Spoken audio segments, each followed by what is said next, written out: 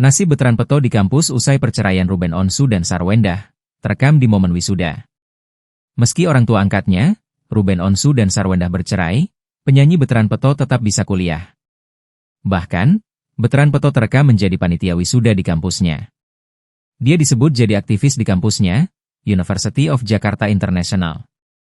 Diketahui, remaja yang akrab disapa Onyo tersebut baru saja mulai berkuliah di sana. Ternyata, Onyo di kampus mengikuti kegiatan kemahasiswaan meskipun sebenarnya sibuk di dunia entertainment. Jadwal manggungnya sebagai penyanyi tidak membuat Onyo meninggalkan aktivitas di kampus. Salah satunya dengan ikut berkegiatan menjadi panitia wisuda yang terekam belum lama ini.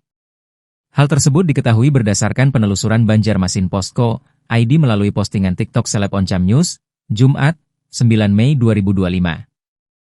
Tampak, Onyo berpakaian seragam kampus warna merah berfoto dengan salah satu wisudawati. Kemudian Onyo menerangkan, saat itu dirinya memang murni menjadi panitia wisuda saja tanpa ada tambahan job lain sebagai pengisi acara.